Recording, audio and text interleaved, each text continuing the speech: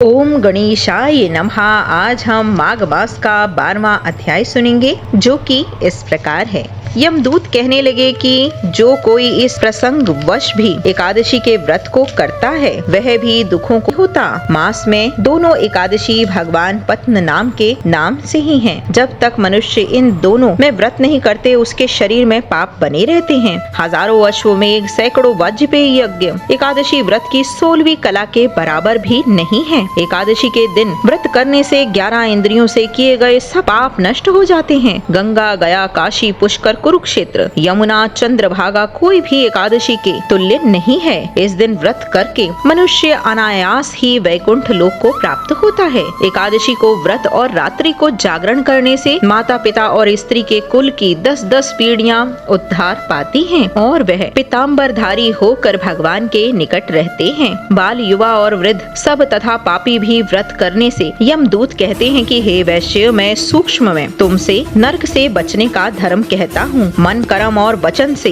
प्राणी मात्र का द्रोह न करना, इंद्रियों को वश में रखना, दान देना, भगवान की सेवा करना, नियम पूर्वक वर्ण आश्रम धर्म का पालन करना, इन कर्मों को करने से मनुष्य नरक से बचा रहता है। स्वर्ग प्राप्त करने की इच्छा से मनुष्य गरीब भी हो तो भी जूता, छतरी, अन्न, धन, जल कुछ न कुछ तो दान देते रहें। दान देने वाला मनुष्य कभी यम की यातनाओं को नहीं देखता तथा दीर्घायु और धनी होता है। बहुत कहने से ही क्या अधर्म से ही मनुष्य बुरी गति को प्राप्त होता है। मनुष्य सदैव धर्म के कार्यों से ही स्वर्ग की प्राप्ति कर सकता है। इसीलिए बाल्यावस्था से ही धर्म के कार्यों का अभ्यास करना चाहिए। बोलो लक्ष्मी नारायण भगवान की जय।